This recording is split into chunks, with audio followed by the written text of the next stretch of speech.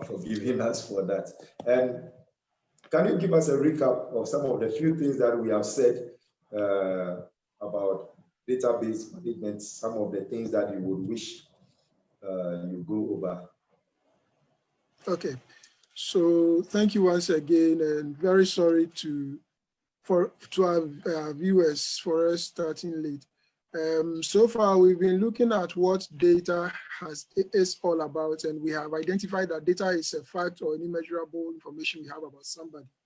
Then we've looked at how we can keep data.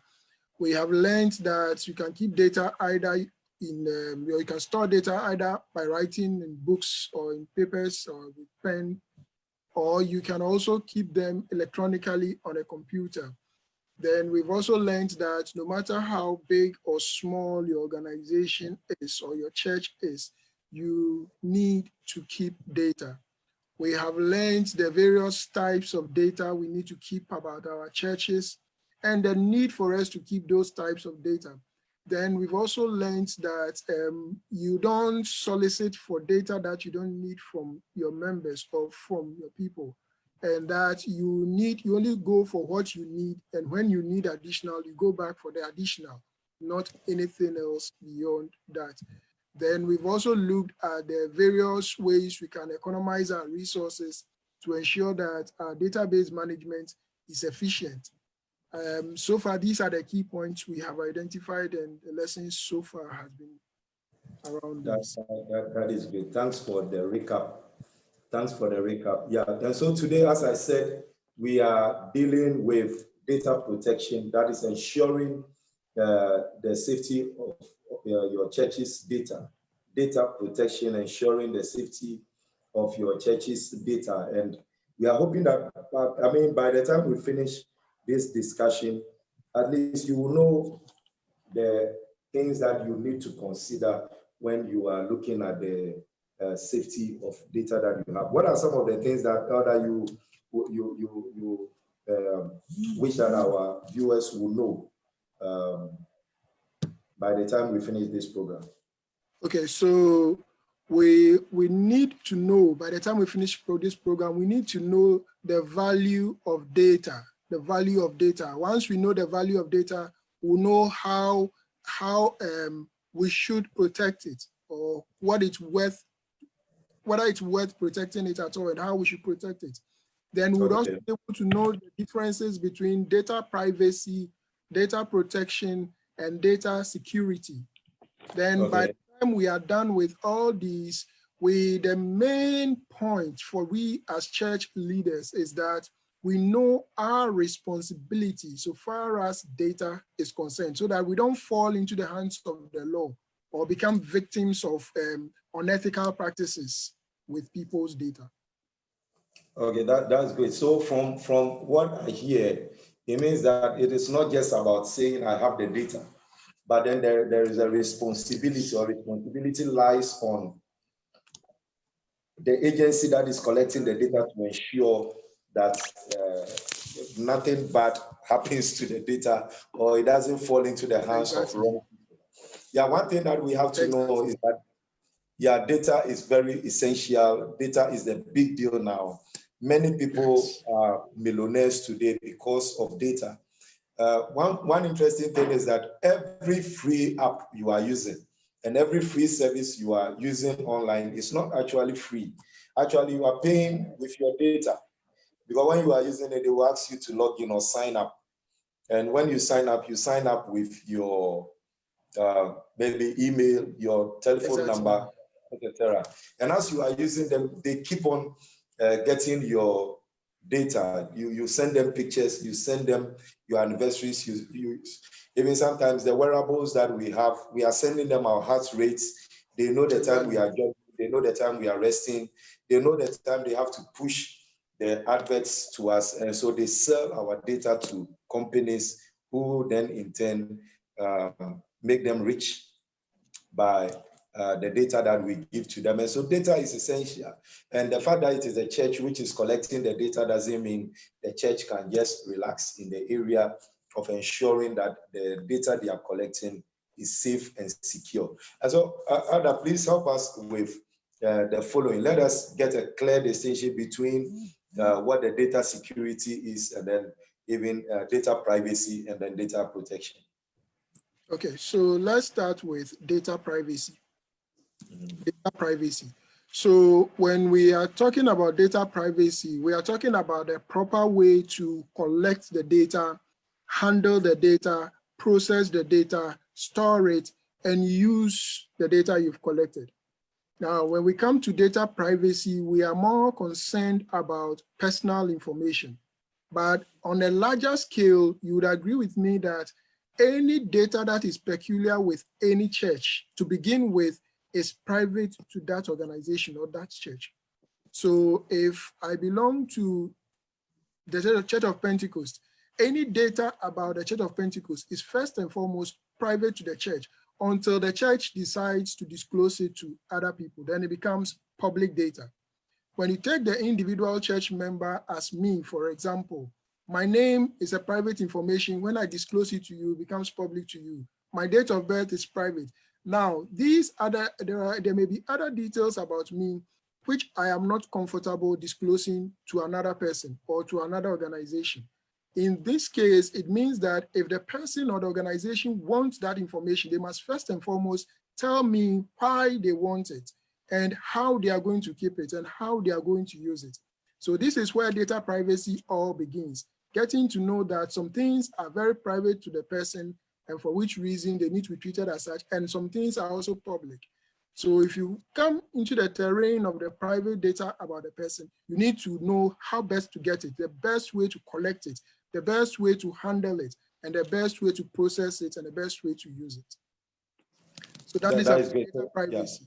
Yeah. About the data, yeah. Exactly. I believe we'll get opportunity to look at the best ways to collect the data, the best ways to handle it, the best ways to process it, and things like that. Now we are dealing with the basic understanding of them. Now, when we come to data security, we are referring to the processes that you put in place to ensure that the data you have collected doesn't fall in the wrong hands. So anything you do so that the data doesn't fall in the wrong hands or is not lost completely is data security.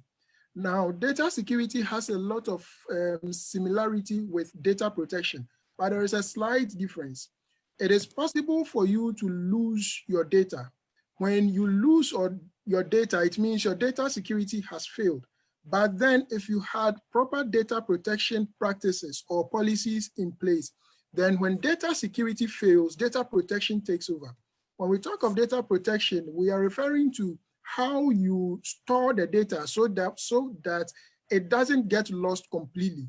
So things like how you take backups, how you handle backups, how you do recovery, data recovery, and things like that come into play when you get to the level of data protection. Now you will see that the three of them pretty much work together. You can't isolate one from the other. And without the other two cannot work well, or they may work well but fail along the line. So basically, this is all that it's about. To put it in the context of our church situation, because now we are talking about tips for churches. So to put it in the context of our church, we would say that data privacy is where you inform the church members that you need their personal information for purposes of registering them or to keep a register of your church or for purposes of pastoral care or identification or for any other purpose. Now, the data you are collecting from them must be kept safely. So you need to put in place certain practices and policies to ensure that the data you have collected from the people are safe. They don't land in the wrong hands for it to be misused.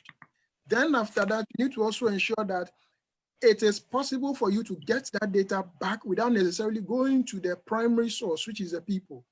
In the case of the worst thing happens, you can recover your data, you can get it back and use it for the intended purpose. So in a nutshell, this is what we are talking about so far as churches are concerned. Okay, so, well, if I got you right, I mean, the last part, not going back to the primary source for the data again. For instance, today we ask the people to bring their names, date of birth, etc. The next day we go for the name, date of birth, etc. the third time we go for the same. It means that is a bad practice for us. Exactly. It means we don't have a good data protection policy. We are not protecting the data we are collecting. And it even puts us in a bad light that what the people are entrusting into our hands, we are not taking good care of it. You see, when somebody gives you his personal data, he's trusting you that something that he or she cherishes, his name, his date of birth, his residential location, things that he cherishes so much that he has given to you, you keep it and keep it well and use it well. When you go and come back and say, oh, I've forgotten your name, and he tells you your name, you come back, I've forgotten. He begins to see that you really don't mean business with him. Yeah, that is interesting. It's true. Yeah, for instance, you have a friend today, you meet him. What is your name? Then the next day, oh, I forgot your name. Exactly. What's your friend saying? Then the next day you go back. Yeah, so I think if we collect a particular set of data, as Pastor Febedu spoke about the other time, that was last week, the next one should be just an incremental kind of data that we are going to collect, not the same type of data again. It is something that so if we collect the date of birth, we collect their names, their residence. The next one should be maybe educational level if we have not taken that one already. And then we continue. And so it means that it is an inefficient system if we keep on collecting the same type of data over and over. Yeah, so can we see the roles? For instance, definitely if we have data protection, then we will have a data protector. Yes. And I want our audience to know that when we talk about data protection, there is the legal aspect of that topic where we have especially for Ghana, the Data Protection Act of 2012 is there. We are not looking at the legal side today. We are looking at the operational side. And so when we're talking about data protection here, as Elder has rightly said, we are discussing about how you make sure that the data is well protected, it is not easily lost, you will be able to get it. Should your computer crash, you should still be able to have it through your backups, etc. And then the data privacy, where the one who you are collecting data from knows that if he gives you his name and his date of birth, he's not going to see a third party actually knowing that this is his name and then the date of birth, his telephone number, or even his house number, etc., if it is not needed. And we have to know that there are data you can share with the public and the ones that you can share with the public. But you see, interestingly, many people do not know about this. Yeah. Including even church members. Exactly.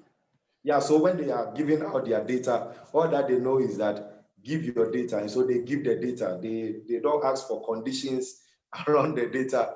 Exactly. Nothing. And I mean, come to think of it, if you're going to collect data from church members and they start asking you questions, wouldn't you think they are kinda you maybe think they need another member? Yeah, I think we need to know this. Yeah, so can you give us? Okay, so I'm trying to make a point concerning the members' side, that if he's giving out his data, he should be assured that the data is given. It's not going, I mean, the next day, the form he filled will not be used by a granite seller to sell grants. Yeah. So to begin with, I would like to take it from the roles. In data, give us the role. Yes, I would like to take it from there. In data protection, there are two main roles, and then from there we look at the responsibilities associated with those roles. There is a data controller and there is a data processor. So let's put it in context of the church. The church is an organization which individuals associate themselves with or belong to. Now, the church as an organization has these members under it and wants to know them. So the members trust it and give the church their data, their personal information. Now, the church becomes a data controller.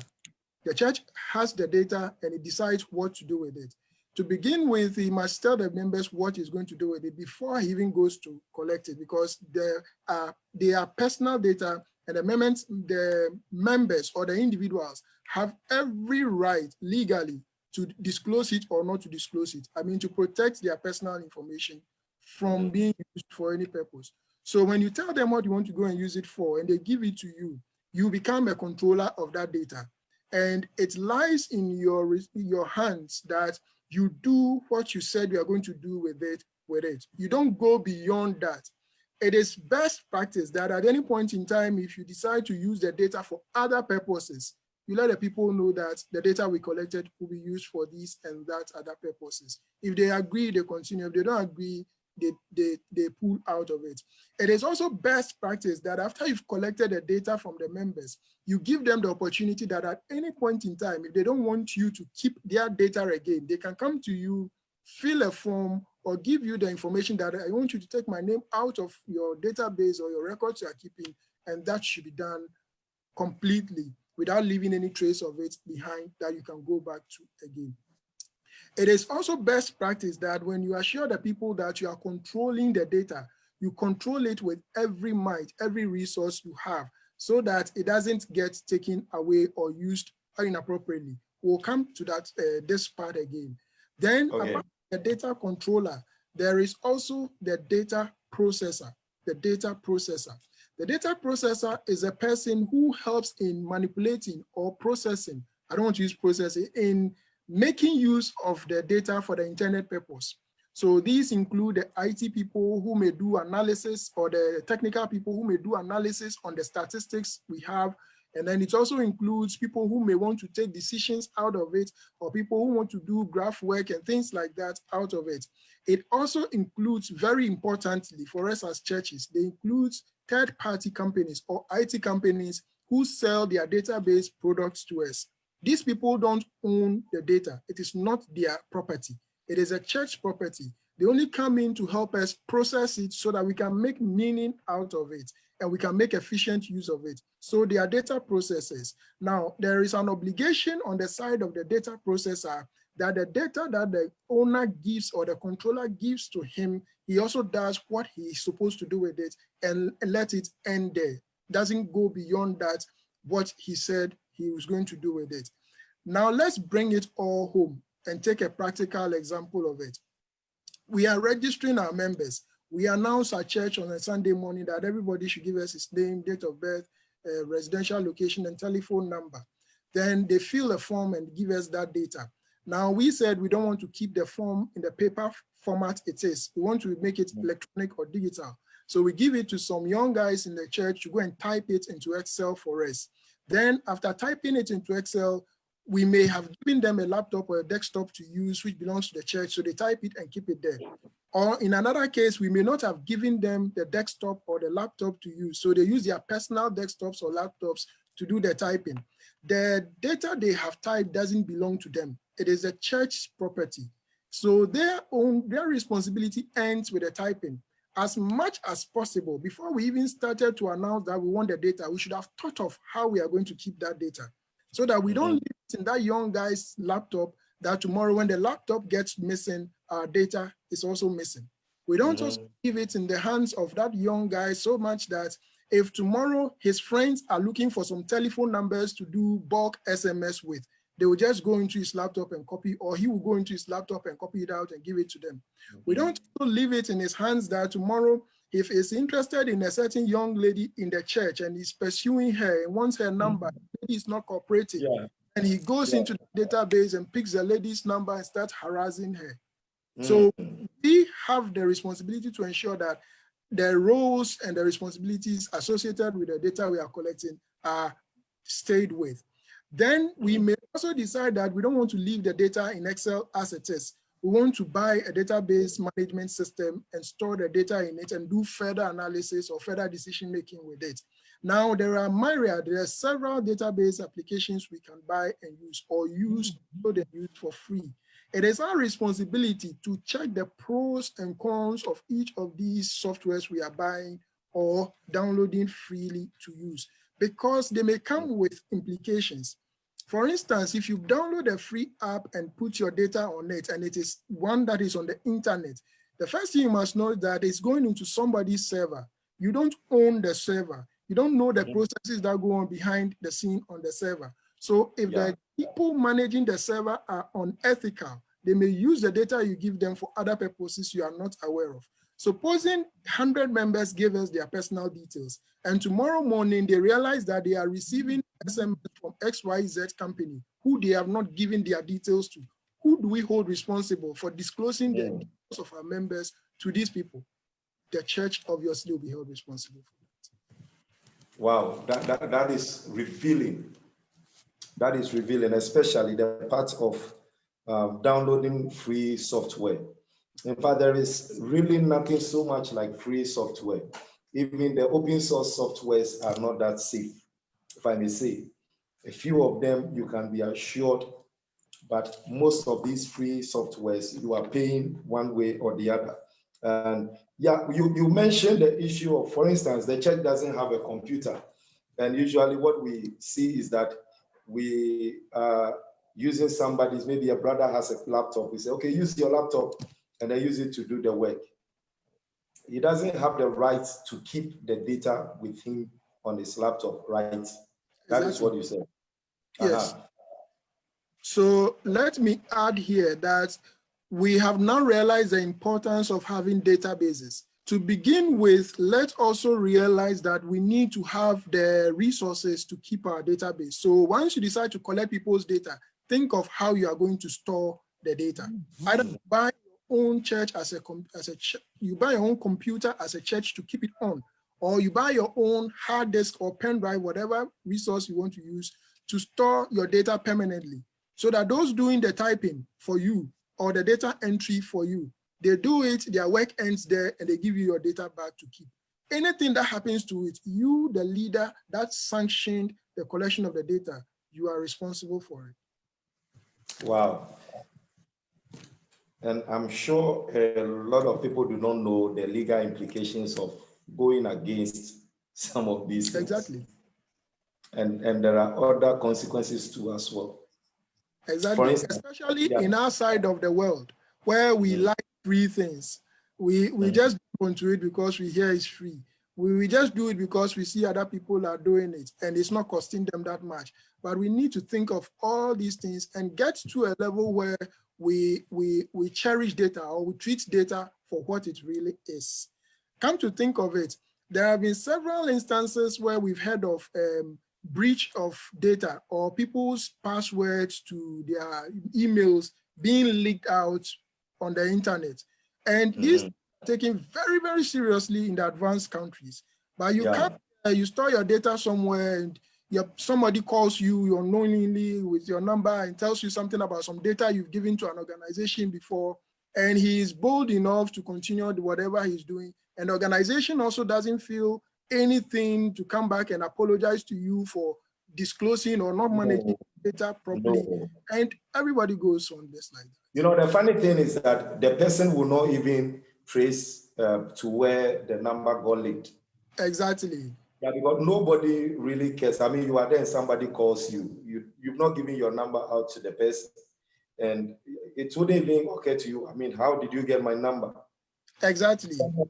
Yeah, maybe sometimes you even feel it is a privilege that anonymous people know your number and they can call you at any time and at will. So we really need to take, especially we that we are Christians, we are pace setters. We need to take these things so seriously and then modify our ways of doing things. We need the data, but let's add these things to it. If I may add, it doesn't mean that we should stop collecting data about our members of the church. It doesn't mean that we should stop taking people's numbers. It doesn't also mean that we should stop letting the youth or the computer literate people amongst us handle our data at church. It just means that now we should be more deliberate in our data collection and data management processes. We should put in place some little checks and balances, and also ensure that we are a step ahead of the ordinary people or the ordinary organizations who are messing up people's data. I think one of the problems with handling church data is the fragmented way of storing the data. For instance, the database is on Brother A's laptop. The accounting system is on Brother B's laptop. The asset register is on Brother C's computer. Other things too are on particular person's laptop. And for we pastors, for instance, I mean, sometimes one thing that I wish I could speak out loudly so that everybody, every minister everywhere in every church could hear is the issue of using personal email address to send official information.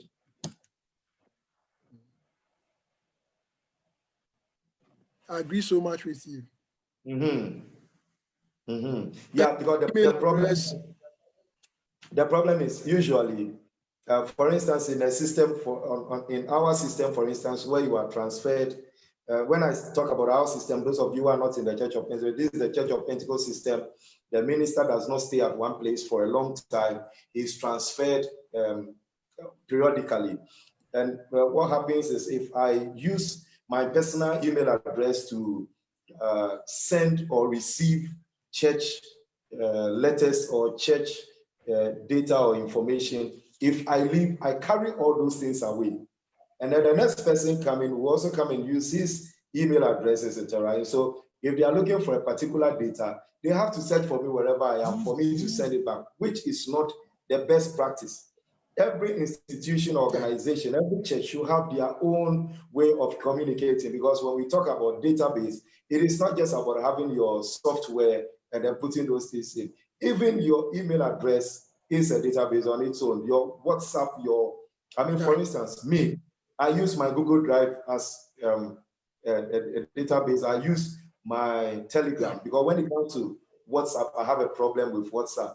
But with Telegram, they save it on their own server. So there are certain information or data which can go public I don't have any problem with. I save them on my Telegram. And so anytime I need, I just go and then search for it and I get it. Now, if I use my own email address, my own computer, my own everything to run the church's database, what will happen is that if I'm leaving and I did not leave anything behind, the one coming after me will have to be chasing me for those things, which is not the best practice. And so I wish I could shout it louder for every minister out there to hear that if your church doesn't have the basic infrastructure and you are actually keeping database, kindly do well and then invest in some of these little things. If you are running a normal Excel database, I think a dual core computer should be able to do that work. Exactly. And please, let's not just end it with the ministers. Let's bring it down to every leader, everybody who holds a responsibility or performs a certain key role.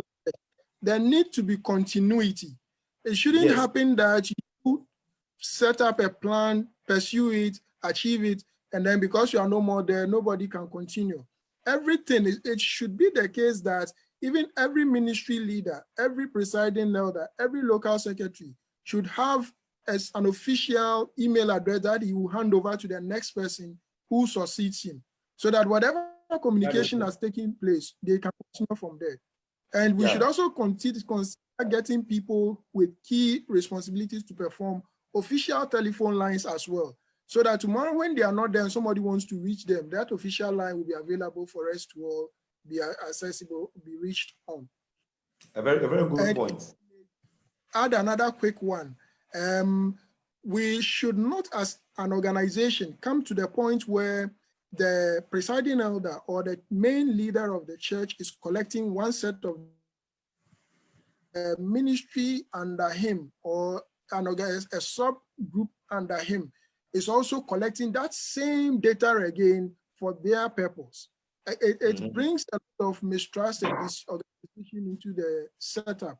Once we are collecting a certain data, if a subgroup or a certain wing of the church would need that data, it should be possible for them to request for it from the central management team or I don't want to make it look so big.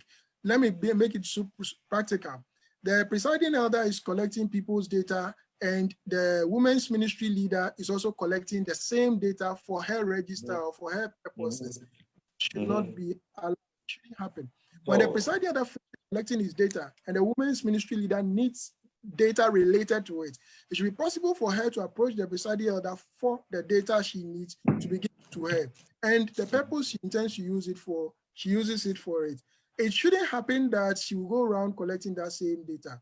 And when the presiding elder deems the purpose for which she is requesting for that data as unnecessary or unfit or not worthy, then he can immediately stop her and perhaps feed her with a summarized version of the data she is going to collect. Because for all you know, the presiding elder may do his best to protect the data, but the women's ministry may not do that much to protect the data they are going to collect. If it is the case that they need some information or some certain data that the presiding elder doesn't have, then we can come for another round of data collection and collect that additional data to add on to this. Because the women's ministry may not have the resources to protect the data and manage it well, then we do the main data protection and management at the presiding elder or the district pastor's level, not at the subgroup level where things cannot be done efficiently. So there should always be a central point of collecting data. Exactly. And everybody who needs data shouldn't go to the primary source for the data. It should come to the central source. It should come to the central source for the data. And the central source should analyze or vet, assess and see whether it's worth giving that out or not. Perhaps they don't even need the entire set of data. They just need a minute summary of it, or just an aspect of it, which can easily be released to them without going to bother members about data collection again. Okay, yeah, so how do we deal with the data processes? For instance, for this while, we have been talking about those in our church, let's say the IT guys, which we have advised that even if you don't have the infrastructure, don't keep your IT or your data on the laptops or computers of members or individuals for a long time. If for some time you have to keep it within the shortest possible time, invest in a simple computer that you can use to keep your data. Now let's look at the third-party companies. The third-party companies, we have one that using free softwares, especially those downloaded from the internet, which seem free, are quite dangerous, because the data you are putting into the system is actually residing on their service. And so they will choose to do whatever they want to do with it. And you know the interesting thing, when it comes to the use of softwares or things online, there is this agreement policy. What do we do? We never read them. We just scroll to the bottom and then we accept, or we agree. We haven't even read it. So for all you know, within that policy or agreement policy, they would have written that your data will be shared with so and so companies, and you will also say, yes, I agree. And so for that one, no data protection law can actually back you in case you have any issue with them. And so how do we know that we can trust a particular company? For instance, my district, we are using Ocelot software. Okay, I'm using it because I know you personally. I know I can trust you. I know that the data of my members will not be in the hands of the wrong. So how do we, for instance, I mean, I don't know anybody who is into software development. How do I know who to trust? Okay, I think we are interested in practical tips. So let me be very practical here. I will start with Pastor Faibedu's approach. Get to use things that are free but are limited to your computer. So Microsoft Excel is free, but you can keep it on your computer and your computer alone, or the office, the official computer of the church, and that one alone. Microsoft Access is also free. You can do a basic database and keep it there, and it is safe with you alone. There can not be data breaches due to third-party irresponsibility or third-party shortfalls. But if you choose to go for third-party apps or softwares to use for databases or data management, then you need to consider a couple of things. Number one, how credible the company is. When we talk of how credible the company or the developer is, we are not just talking about he or the company having a name. A name is good, but that doesn't mean credibility as far as data is concerned. We need to look at whether they are resourced enough to do what they claim to do, number one. And then number two, whether they are really doing what they claim to do and nothing else beyond that. There is no way me or you or anybody else who is not physically present in the organization can know whether they are doing what they said they will do only, or they are doing other things with the data aside that. The only way we can know is that these people subject themselves to a sort of legal binding or legal supervision, or a sort of, there is a word for it, regulatory framework, where they will be held accountable if they go beyond what they are supposed to do.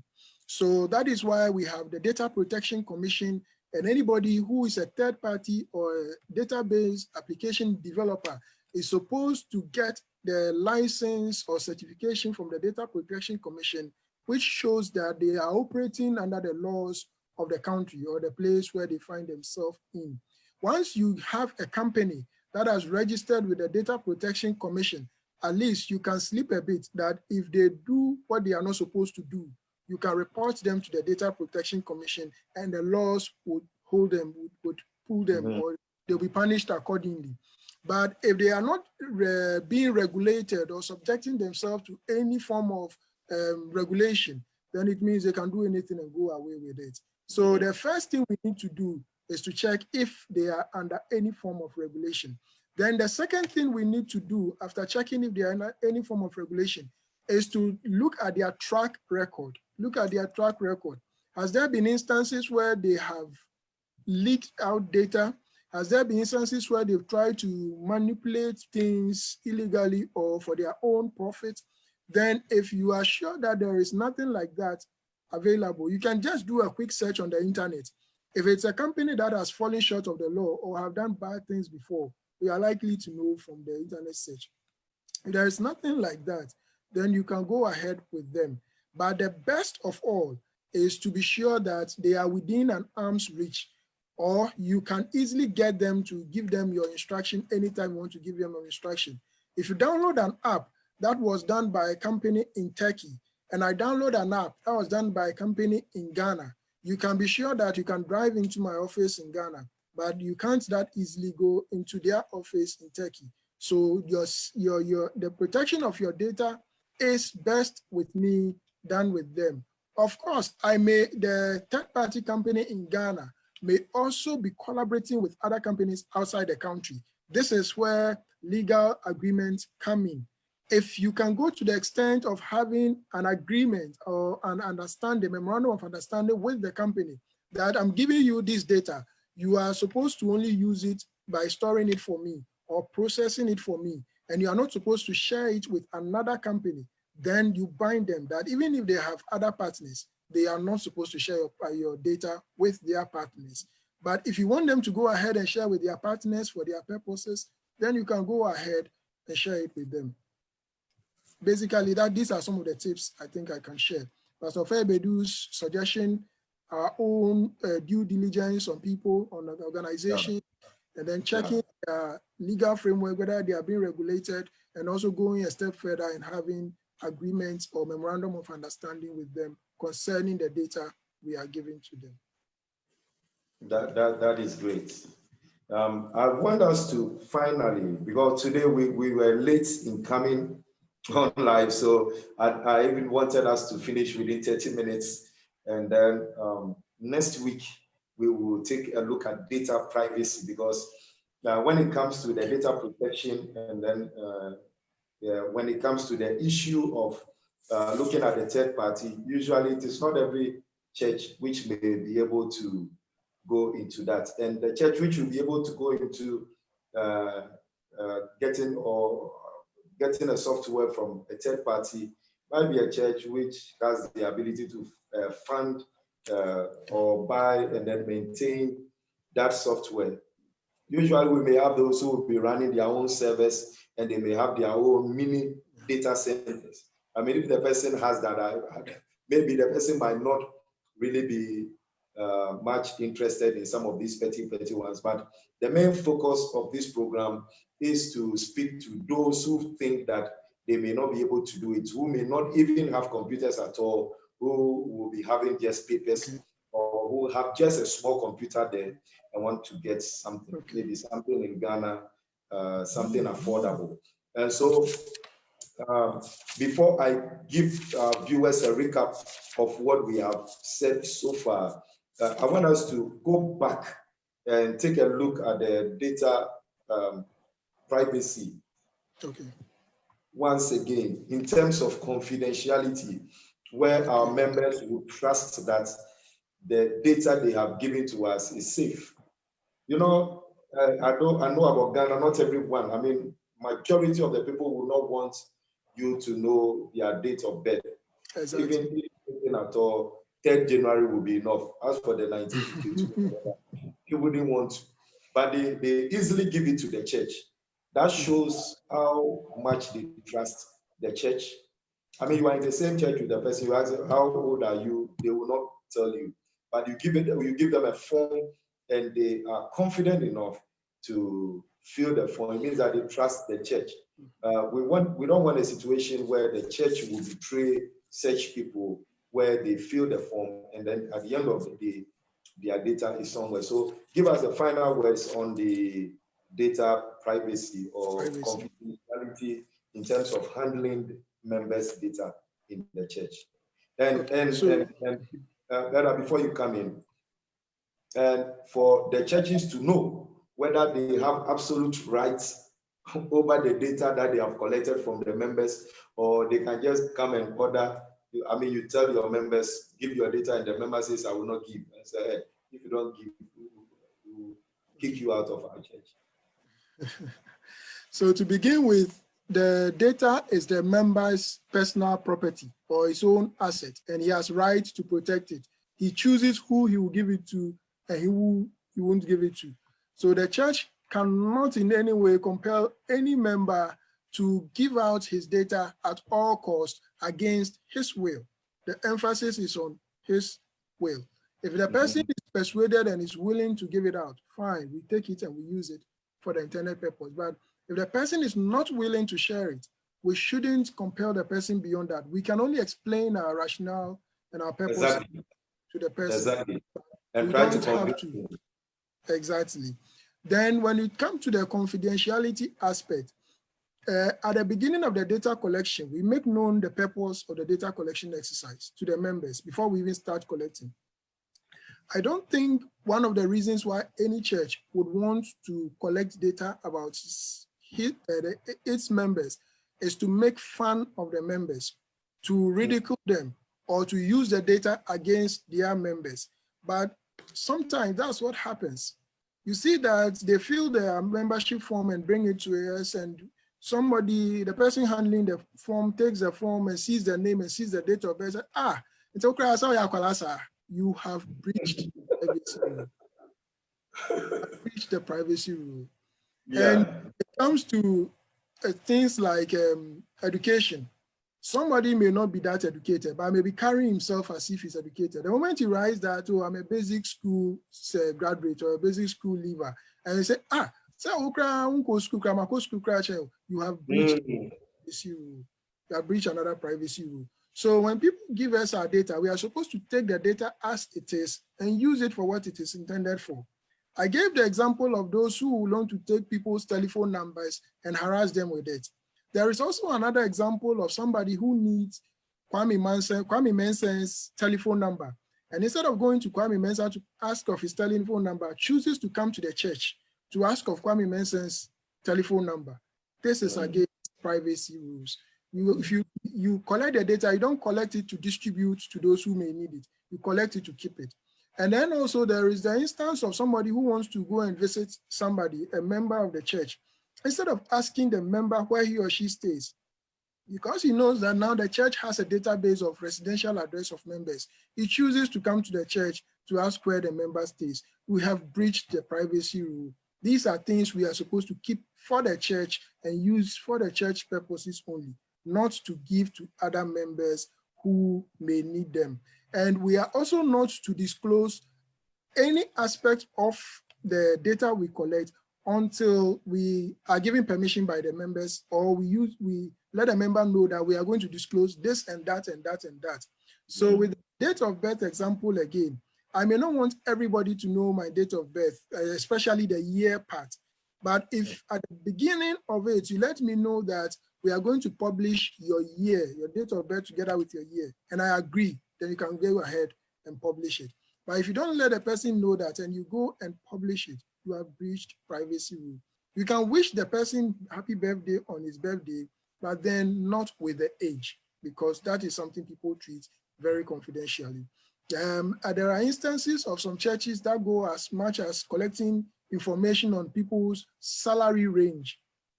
Some of them do that because they claim they want to be able to strategize on tithing or work towards increasing their tithing or whatever. Now, this is another very confidential information. And a member tells you his salary range. It's not telling you for public purposes, and they may not even be willing to tell you. So when you request for it and they don't give it to you, and you request and they are not willing, you leave it like that. But when they trust you and give it to you, don't go announcing it. And don't use it also against them. There is this other aspect of the data, confidential data that the members give to us being left idle. So take the form they filled, for instance, we finish typing the records of the form onto our computer at the church premises. Then we leave the form on the church table where we collected it and go home. Then the next day, somebody comes to the church premises and sees that, oh, Kwame Manson's form is this. She was born here. Her date of birth is this. We have breached privacy. We are not supposed to leave any part of that record they give us anywhere else. We are supposed to keep it under lock and key because they have always kept it for themselves, with themselves privately. So when they give it to us, we must also treat it with that privacy and decorum it deserves. That is great. God richly bless you. We have some people online. Yeah, today we have Hada Abraham. He's with us. Pastor Musa Yaya, PIWC Koforibia is here. And then we have Pastor Bright Nyamedo, said that God bless you. We have Ebenezer Kisi Jr., PIWC Koforibia, is also saying that good job, Pastor, learning, God bless you. Yeah, I think the one doing the good job here is Adolfo Mari. Yeah, we have Ebenezer Dai. You remember Ebenezer Dai? I'm trying to. Yes. Hurry up. Yeah, senior man. We salute. Then we have Kamina Abuaji Danny Daniels. God bless you. Emily. Hey, so for mommy, long time, Papa C. And then we have Robert Kojo Asamoah. Yeah, he's always with me on this particular channel. God richly bless you all for joining us. And so for those of you who maybe for one reason or the other joined us later or maybe watching, and I just want to summarize what we have said so far today. Today, our topic is data protection. It is part of the database management for churches series that we are doing. We are hoping to add more to it. And today, we looked purposely at data privacy. Data protection is just one aspect. We have data privacy, which is also a broader area. And we saw that members should know the purpose for which you are collecting the data. I mean, the fact that you are a church doesn't mean you have the right to just come and say, give us your data. But then the member should know the reason why you are collecting his or her data. And so a member who knows about this will be making inquiries. So if you are collecting data from your members, and then some of them begin to ask you, what are you going to use it for? Don't say they are not spiritual. I mean, they have the right to ask you why you are taking their data. Also, privacy is essential. When they give you the data, know that they trusted you. They know that you keep what they have given to you well. That is why they gave it to you. So it will be very unethical for you to release information about the member to unauthorized persons. And so the church should have people who would have the authority to handle the data that you have. And so we have the church now becomes a data controller. They decide where the data should go and where it shouldn't go. And then you have the data processors who might be your IT guys in the church that you give the hard copy or forms to type into Excel or Word. Now, when you are giving them these tasks, Let them know the roles that they are playing. Let them know the extent to which they can go with what they are doing. And so if they finish typing, it will be wrong for them to even keep a copy for themselves. If they finish typing, they should let the church have their own, let the church have the data that they have typed or they have worked on. The other problem is that maybe the church doesn't have the basic infrastructure, i.e. laptops or computer desktops. And so they might rely on the laptops or desktop computers of members. We advise that this shouldn't be a lasting solution to your problem. That should just be a stopgap, something in the interim. As soon as possible, get a computer to keep your digital data or your electronic database. Get your own computer. And also, the issue is we have issue with free online software. If you want to use a software and you cannot afford a custom-made one, the best you can use is Excel or Access. Okay, yeah, there are many. I have used a free online software before, Church Info, a very detailed software. In fact, so packed, very powerful. But I was afraid about what happens at the back end. If I've put my membership database in there, what will happen to it at the back end? So I had to stop using that one. So you have to be very careful. There is nothing free on the internet, just a few things. Most of the softwares that you are using for which you are not paying, you are actually paying with a currency called data. Data. It's very expensive. Now, we looked at getting a third-party company to handle your data processing, and some of the few checklists that I could list here for the purpose of this summary is that they have to be a credible company. We just shouldn't just pick any company at all to handle your data. They should be within arm's reach. I mean, if you pick somebody in Ghana, for instance, my district, Ocelot, that is the company owned by Adolfo, is the one who is handling our database. And if anything, I'm able to reach out to him and then he corrects it for us. If there is any addition, he's able to do it. I know where my data resides. So if anything happens, if I see that a spreadsheet, a printed out spreadsheet of my database is being used to sell granules around East Legon area, I know the one to go and hold liable for, yeah, that act. Also, you should have a memorandum of understanding with the company, letting them know what you want your data to be used for and what it cannot be used for. Because many of these companies are selling data of your members to advertising companies to reach out to them with advertisement of all sorts.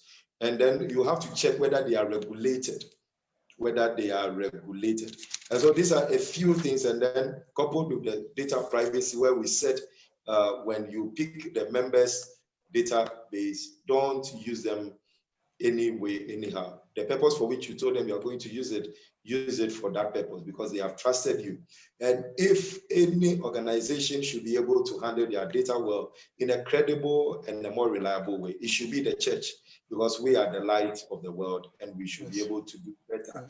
So God richly bless you for being with us. Father, God bless you for these wonderful lessons that we have learned today. This is just the tip of the iceberg so far as data protection is concerned. Next week, we will come your way once again, and we are hoping that by the time we finish with this series, you will be able to handle your data very well in your church, and it will not be scattered on deaconess, elder, deacon, pastor, everybody's laptop has a little bit of your data.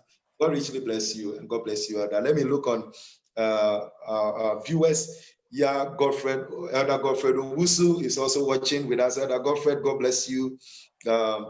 Pastor Emmanuel Kamasa is also with us here. God bless you all. God bless you all for joining us for tonight. This has been Tech Tuesday, where we take a look at technology from biblical perspective. Expect us to come your way once again next week, Tuesday. at 9 p.m. Sorry for the late start of today's program. God bless you all. Amen. Amen.